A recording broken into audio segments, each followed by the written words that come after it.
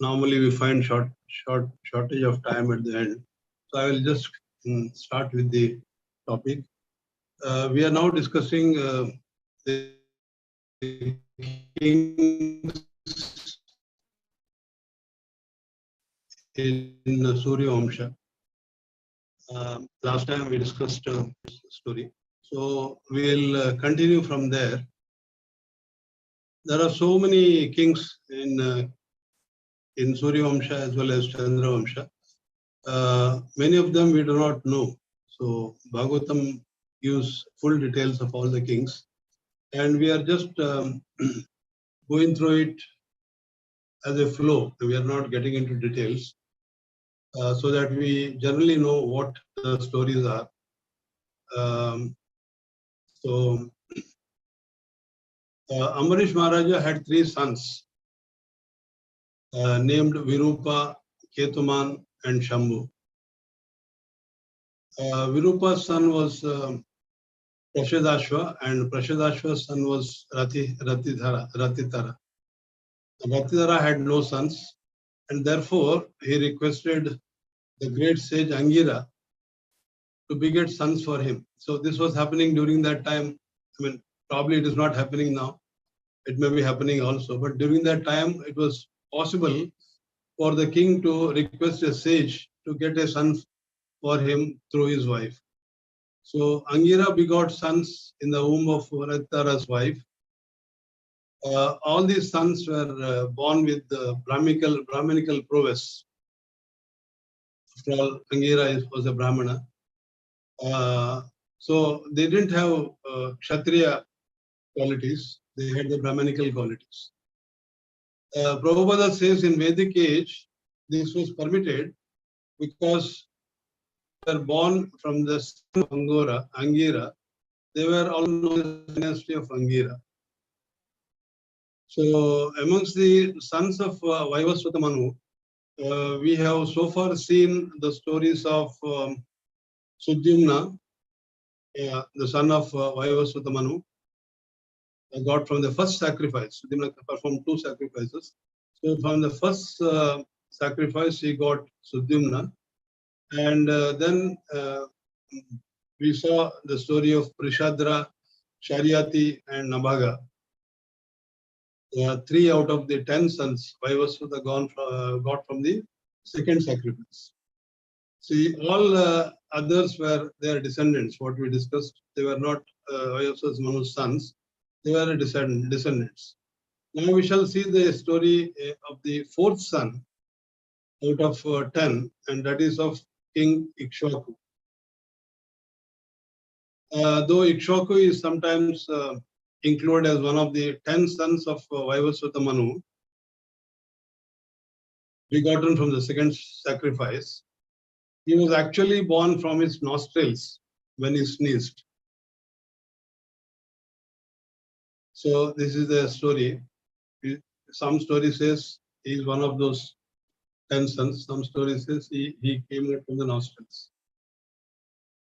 Once when Maharaja Ikshvaku was performing Shraddha ceremony, he ordered one of his sons, 100 sons. He had 100 sons.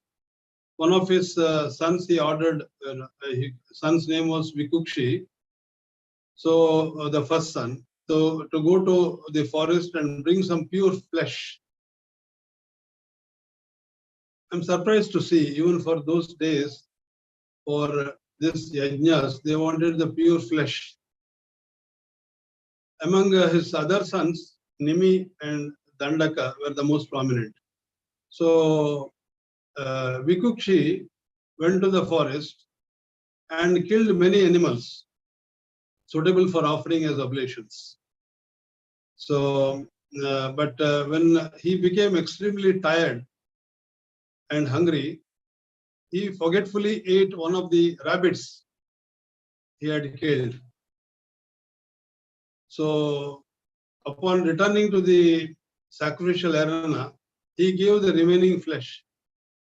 So, Prabhupada comments here. He says, Kshatriyas killed animals in the forest because the flesh of the animals was suitable to be offered to the forefathers. So he was doing a Shraddha ceremony.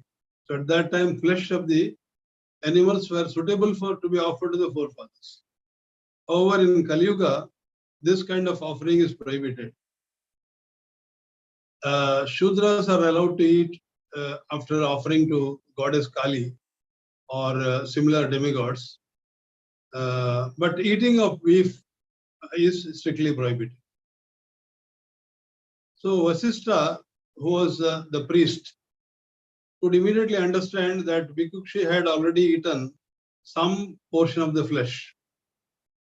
Thus, he contaminated the entire offering. He was not supposed to do that, but he did not know. He was tired, he was hungry, and he just ate part of it. What do they get in the forest? So when Vasishtha informed this to Ikshvaku, Ikshvaku became very upset. And he angrily ordered Bhikkhukshi to leave the domain of his kingdom as punishment for violating the regulatory principles. So Bhikkhukshi goes away. So Bhikkhukshi, after receiving instructions from Vasishtha regarding the absolute truth, Vasishtha, however, performed the Shraddha without probably the contaminated flesh. And then he gave him a lot of instructions. And then because of that instructions, he became completely renounced. And upon leaving his body, he achieved the perfection of yoga. So after passing away of his father, Bhikkhukshi returned home, was exiled. He returned home and he was then enthroned as the ruler of the earth. Probably the citizens wanted him. So his son, named Puranjaya, once when the demigods had been defeated in a devastating war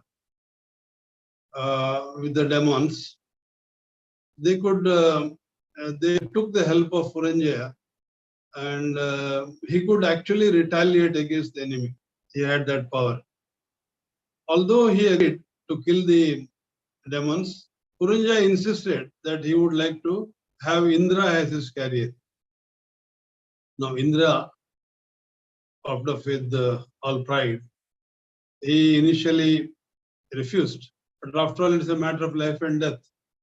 So later, by the order of Lord Vishnu, he agreed to transform himself into a gigantic bull.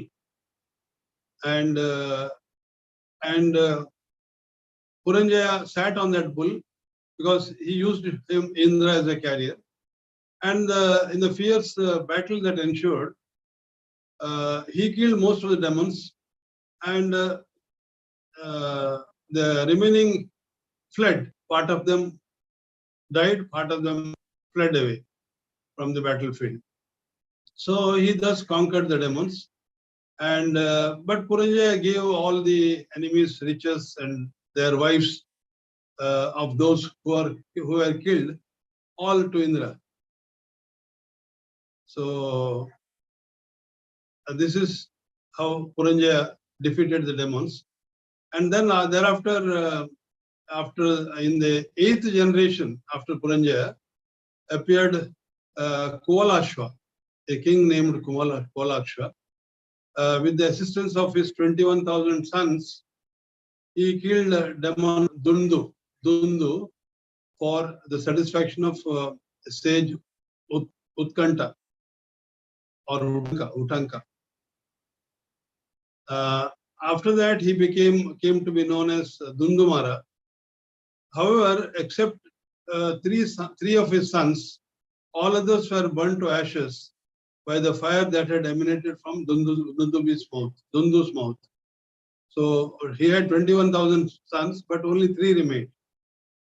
So after that, in the 7th generation after Kuvalashva, appeared Yavanashva. So he had no sons. So the king retired to the forest along with this, 100 wives. Within 100 wives also, he did not get a son. So he then started accepting the life of a vanaprastha. So out of compassion, the sages who lived in the forest performed Indra Yajna to enable Yuvanashva to have a son. So when the Yajna was on, one night Yuvanashva became very thirsty, and so he entered the sacrificial arena in the forest looking for some water. As if destined or impelled by the providence, when he found that all the Brahmanas had fallen asleep, he drank the sanctified water that was intended for his wife, so that she could become pregnant. So all topsy-turvy. The stories are really very amazing. And in the morning, when the Brahmanas awoke and discovered that the sacred water pot was empty, and they began making inquiries about what happened to the water. And then they came to know the king had drunk that water that was intended for producing a child. So they thought it was only by the wish of the Lord that the king became thirsty and drank it. So what happened thereafter? In due course of time, a son was born to the king. So because he had drunk that water, but he had auspicious symptoms indicating that a powerful king will come out of his stomach. So actually, a child came out of the lower right side of Yuvanashva's abdomen. When the baby cried loudly for breast milk, Indra, who had been worshipped in the sacrifice, came there and after pacifying the baby, he put his index finger into his mouth and said, "You may drink as much as you want." So the child was pacified. And by the mercy of Brahmanas, the king Yuvanashva did not die after giving birth to the child. So thereafter, he performed very severe austerities at that place and ultimately achieved perfection.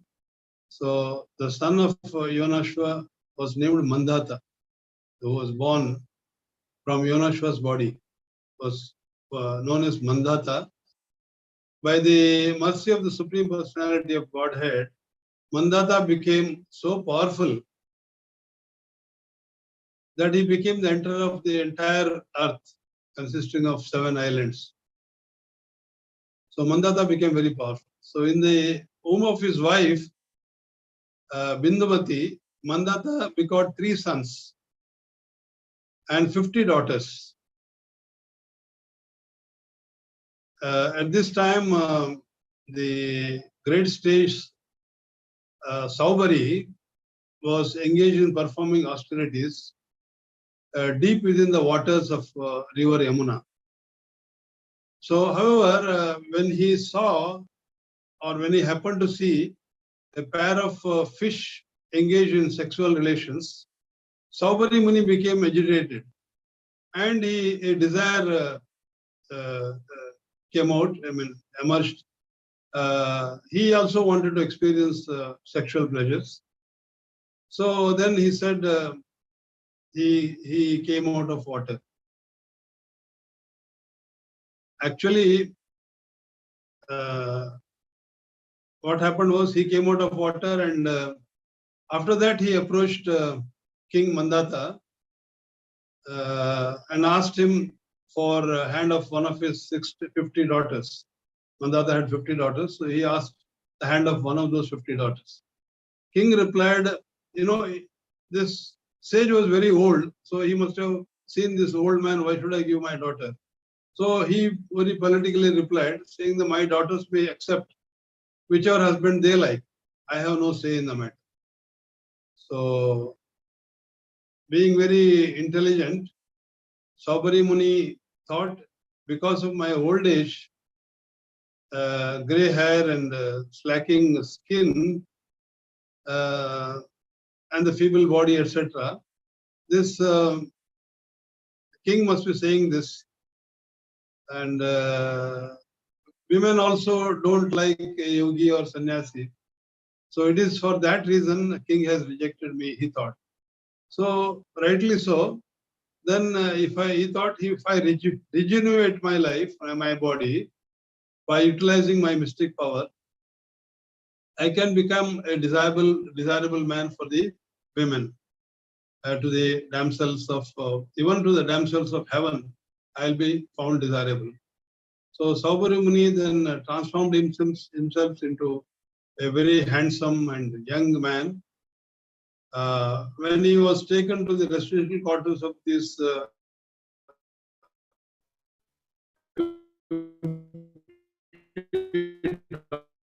daughters of Mandata, they fought this man, and everybody started saying this. So Saubhari Muni ultimately, in order to keep everyone happy with this mystic power and simply by chanting mantras, created a very opulent residence and surrounded by beautiful parks and all that, crystal clear lakes, and he had innumerable servants and ensured all comforts of those 50 daughters. And after accepting him as their husband, so they started enjoying life and with a high standard of living and sense gratification. So, and yet, despite all this, Saubhari Muni remained dissatisfied. Just as fire never becomes satiated in spite of being constantly supplied with drops of ghee, Saubhari Muni was enjoying with 50 women, but then he was just not satisfied.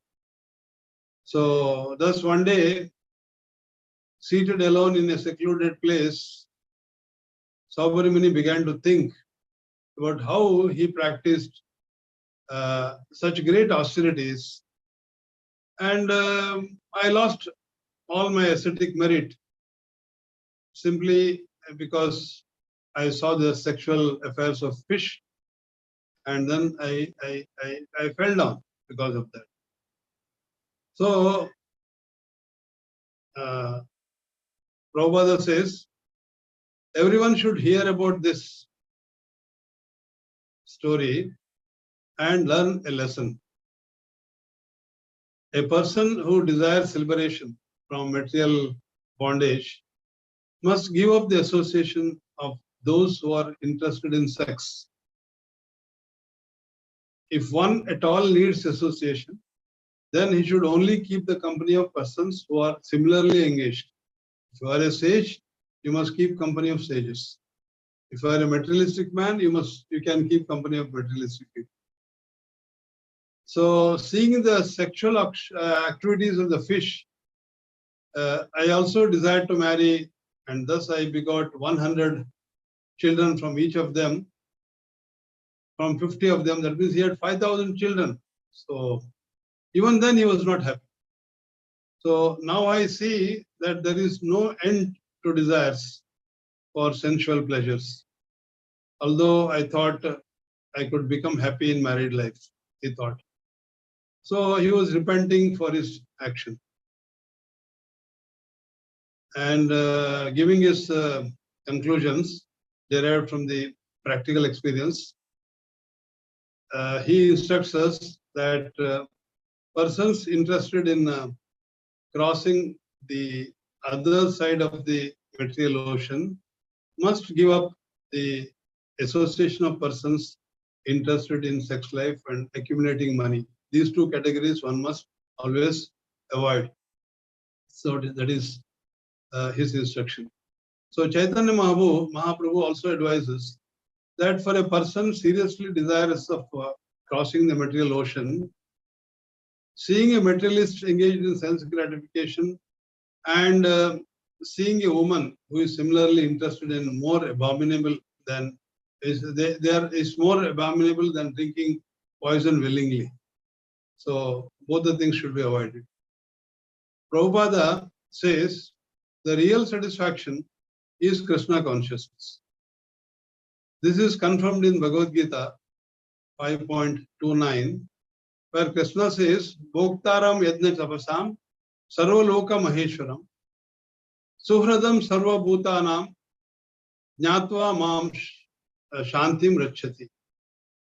The sages, knowing me as the ultimate purpose of all sacrifices and austerities, the Supreme Lord of all planets and demigods, and the benefactor and well-wisher of all living beings, attain peace from the pangs of material miseries. Prabhupada says, a secluded place is also not secure unless there is good association. He says one should not sit in the same seat with his mother or sister. So the sexual desire is so strong. So something can go wrong. So Vishwanath Chakravarti Thakura remarks that Saubhari Muni actually had fallen from his austerity because of a Vaishnava aparad. So what he did was, once when Garuda wanted to eat fish, Saubhari Muni unnecessarily gave the fish shelter, the same fish which he saw later. He gave shelter to that fish, and he took that fish under his care. Because of that, Garuda's plans for eating the fish were foiled, and by this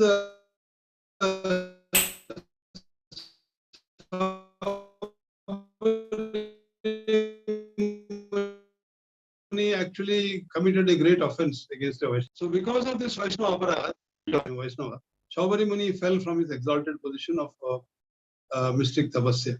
So Vaishnava aparad is also another very important thing for us. We talk against Vaishnavas, very freely, without really seeing the implications of that many times.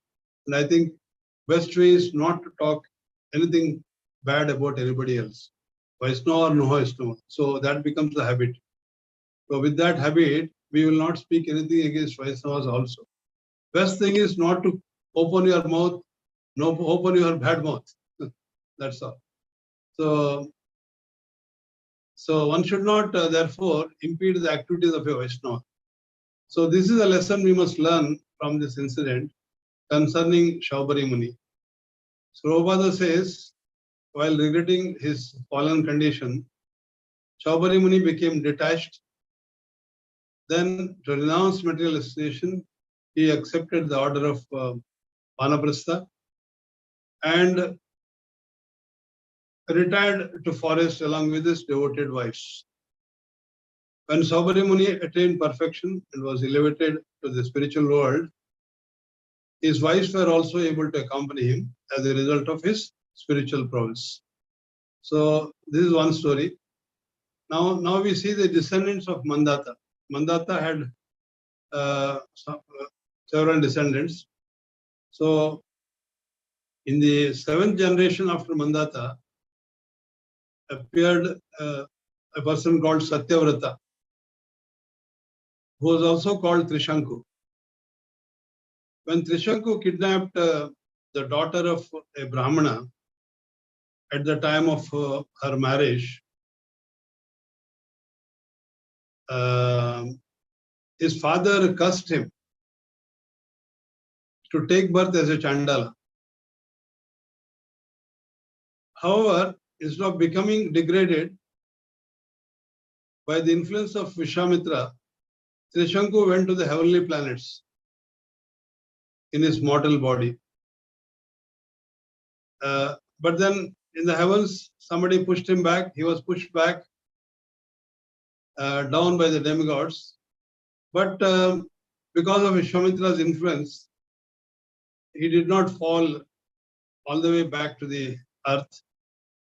As a result, he can still be seen hanging in the sky, head downwards, even to this day. So this is Trishanku's story. We have heard it many times, so I am not getting into details. So Harishchandra was the son of Trishanku. And because of him, there was a great quarrel between Vishwamitra and Vasishtha. Once Vishwamitra performed a sacrifice for Harishchandra, but when he became angry with the king, with Harishchandra, the Rishi took away all of his possessions, claiming them to be his own, as his own Dakshina. So Vasishtha saw this and he did not like the attitude of Vishwamitra. As a result, the fighting between the two became so severe that one of them said, "May you become a bird," and the other countered, "May you become a duck." So thereafter, the fighting continued for many years as both the rishis took the forms of birds. So Harishchandra became extremely morose due to not having a legal heir or heir to the throne. So this is how Vishwamitra and Vasishtha became enemies. They kept on fighting. So, and then we come to the Harishchandra story. So Harishchandra was very morose because he did not have a son, a heir to his throne. So then he followed Narada's advice. He begged Varuna. Narada suggested that he should go to Varuna and request him. So he requested Varuna, "My lord, because I have no son, I request kindly give me one. If you mercifully fulfill my desire, in return I will offer the boy back to you in sacrifice." So this was the promise he gave to Varuna. So Varuna agreed, and so with his benediction, Harishchandra begot a son named Rohita. After the birth of the child, Varuna approached Harishchandra and said, "Now that you have received a son, you must offer him to me in sacrifice. Please sacrifice him to me." So Harishchandra replied, "After 10 days from its birth, an animal becomes fit for use as a sacrificial offering. So please wait for 10 days. So Varuna again came back after 10 days had elapsed. So Varuna returned and then said, "Now you can perform the sacrifice. 10 days are over." So Harishchandra now replies, "When an animal grows teeth, it is considered pure enough to offer." So Varuna again goes back. So after the child's teeth came, Varuna came back again and said, "Please, now that the animal has the teeth, you can perform the sacrifice." So Harishchandra replied, "Those baby teeth must fall out. It must come out. And then the animal will be fit for becoming a sacrificial offering." So again, when those teeth had fallen out, Varuna again approached Harishchandra and said, "Now you can perform the sacrifice." However, Harishchandra replied, "Only when the animal's teeth again grow in, it will become fit for being sacrificed." So when the second set of tooth grew in, Varuna again returned to ask Harishchandra, "Now you can certainly perform the sacrifice," he said. So Harishchandra replied, "When the boy becomes a Kshatriya and is able to defend himself in a fight with the enemy, only then will he be considered purified. So until that time, he is not pure to be offered to in a sacrifice." So Harishchandra had certainly, become attached to his son, and so out of parental affection, he had requested Varuna to wait again and again. But after some time,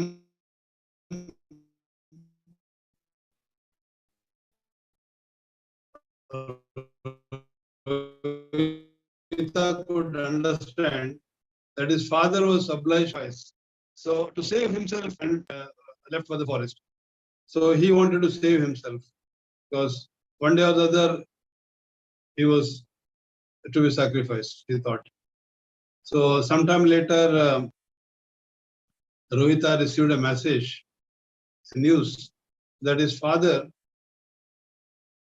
was having a disease called dropsy, and that made his abdomen extremely bloated. So although Rohita wanted to return home, Indra came back. Indra came there on the scene and told him, no. He came in the guise of a Brahmana and suggested to him that he should not go back to the king now. Instead, he should go and travel to holy places and thus gain pious credit. So he should, anyway, one day or the other he is going to be sacrificed. So he should earn as much pious credit as possible. So Rohita obliged Indra and accepted the order. And for 1 full year, he continued on pilgrimage. At the end of each year, Indra would come like that. He will say, no, don't go now. It is dangerous for you. You continue to go to the pilgrimage. So like this, it went on for 5 years. In the 6th year, however, Rohita came home, and at that time, what he did was he purchased a person, a son of Ajigartha, a person named Ajigartha. He bought his son, and his name was Sunashepa. So he came with Sunashepa and presented him to his father. Said, oh, here is a person. You can give a human sacrifice to Varuna. So everything was arranged. Human sacrifice was arranged. And Vishwamitra was the chief priest in charge of offering oblations. So Jamadagni was chanting the mantras of Yajurveda, and Ayasya from Samaveda, and Vasishtha became the chief Brahminical priest. However, when Sunashepa was brought into the sacrificial arena, he fervently begged the demigods to spare his life. So, because of his request, he was released by their mercy. So, being very pleased with Harishchandra, Indra gave him a golden chariot, and Vishwamitra, in appreciation of king's qualities of truthfulness and forbearance, taught him the spiritual knowledge that enabled one to fulfill his mission to human life. So the demigods had protected Sunashepa, who was born in the dynasty of Bhrigu, in consideration of his being highly advanced in his spiritual understanding, and thus he received the name of Devaratha. So Vishwamitra thereafter wanted his sons to obey the order of Devaratha. So he had 101 sons, among whom the middle one named Madhuchanda was prominent. So after Harishchandra's sacrifice, Vishwamitra accepted Sunashepa as his own son, and he ordered his other sons that they should all follow and accept his orders, accept his instructions as their eldest son and obey his instructions. So the elder 50 sons, he had 101. So first 50 sons, they refused. They said, we can't do that. We will not do that. So Vishwamitra cursed them. He said, may all you become lechas, who are opposed to the principles of Vedic culture. So he cursed them to become lechas.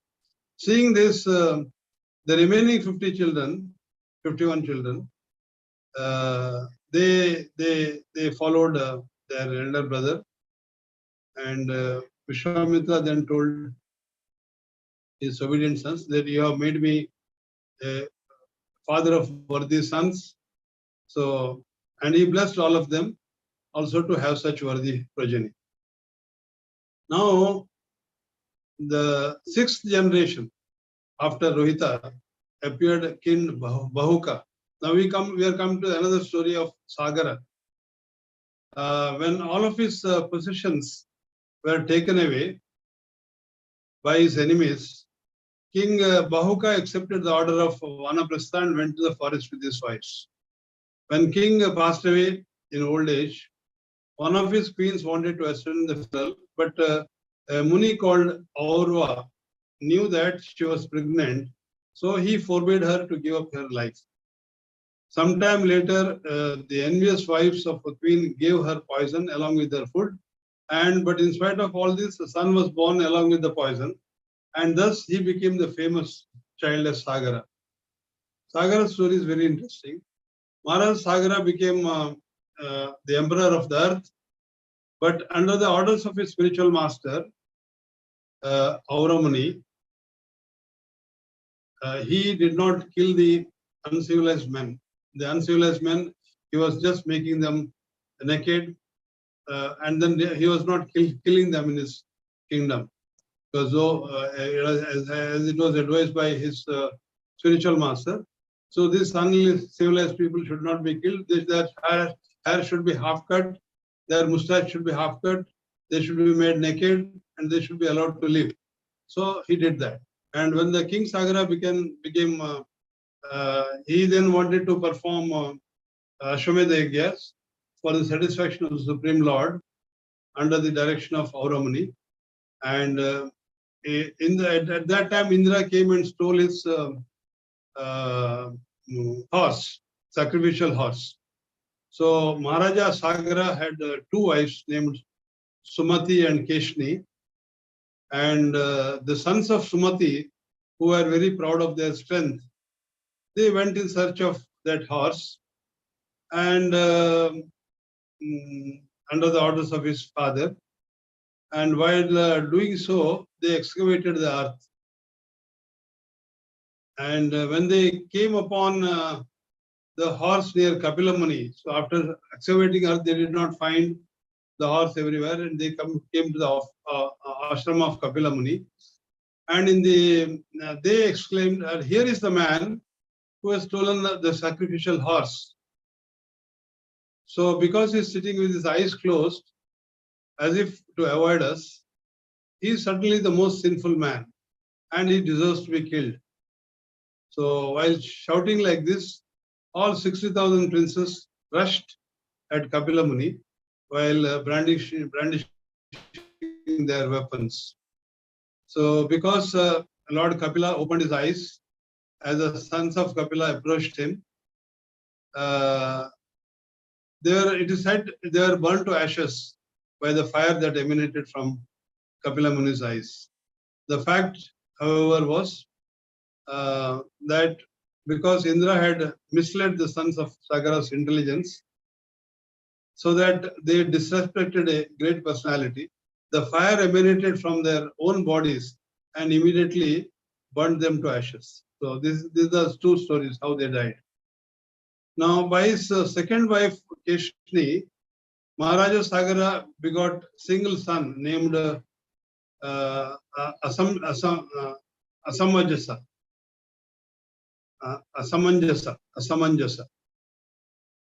whose son was Anshuman.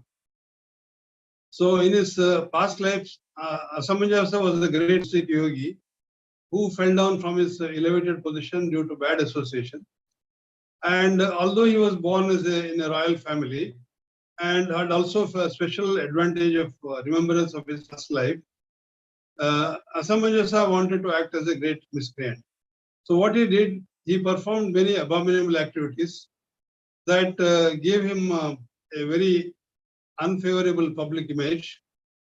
Once Asamajasa drowned many boys who were playing in the river Sharayu. when Maharaja Sagara saw his son's cruel nature, he gave up all affection for him and had him exiled. By the use of his mystic power, Asamanjasa revived all the dead boys, and after returning them to the parents, he left for Ayodhya. When the citizens saw this astonishing feat, they were struck with wonder, and Maharaja Sagara lamented greatly for the loss of his exalted son. Thereafter, Maharaja Sagara ordered his grandson Anshuman to search for this sacrificial horse. So, by following the path of his uncles, those 100 sons who were killed, Anshuman finally came to where the incarnation of Lord Vishnu, Kapiladeva, was seated. He came to the same place, searching for the horse.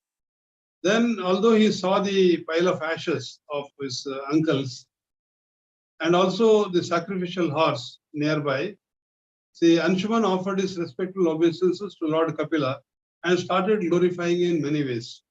So, thus Kapila was pleased with Anshuman.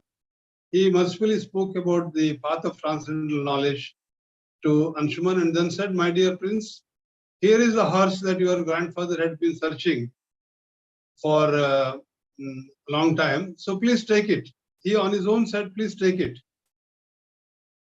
As for your forefathers that were burnt to ashes, they will be delivered only after receiving the water of Ganga. So, and by no other means." So Anshuman circumambulated the Lord Kapila, offered his obeisances by bowing his head, and then returned to the horse of his grandfather, enabling his father to complete the sacrifice, grandfather to complete the sacrifice. Later on, Maharaja Sagar handed over the kingdom to Anshuman and left, retired from his active life. Then Anshuman also performed austerities for a long time, hoping to cause the descent of Ganga, but he did not succeed. His son Dilipa was similarly unsuccessful. So then Dilipa's son Bhagiratha was engaged in performing very severe austerities. And because of that, Mother Ganga was pleased. She appeared before him and said, "I am very satisfied by your activities, and so I am prepared to give you whatever benediction you desire." So after bowing his head before Ganga Devi, King Bhagiratha expressed his desire. However, in reply, the goddess said, "O king, when I forcefully fall into the earth, who will sustain me? If I am not given support, I will pierce through the surface of the earth and go down to the lower regions of the universe. Besides this, if I descend to the earth, people in general will bathe in my waters and make my water polluted, just to neutralize their sinful reactions. They will take bath in my waters and pollute myself. And for this reason, I don't wish to come to the earth. When this sinful reactions accumulate, how would I be able to free myself? So you should consider these points very carefully," she said. So Bhagiratha went to greatly, he replied to Ganga, "Greatly elevated pure devotees of the Lord who are without material desires are always glorious and can deliver all fallen conditioned souls.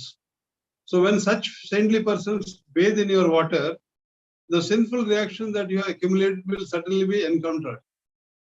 So Lord Shiva, who is an incarnation of the Supreme Lord, can sustain your water and thus break the force of your fall." So thereafter, King Bhagiratha was able to satisfy Lord Shiva by his practice of austerities.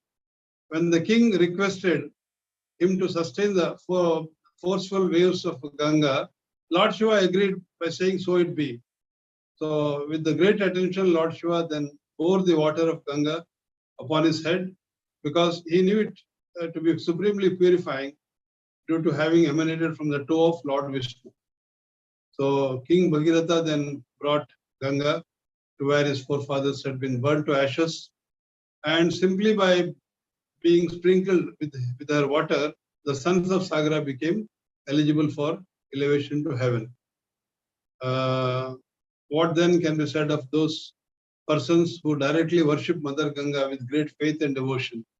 Because he has emanated from the lotus toe of Lord Vishnu, Ganga Devi has the power to award liberation from the material bondage. So these are the stories of some of the kings in uh, uh,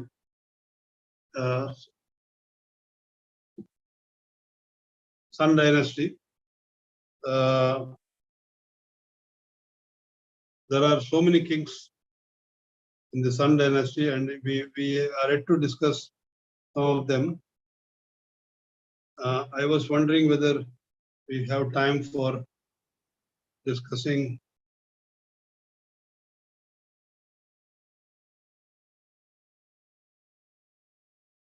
the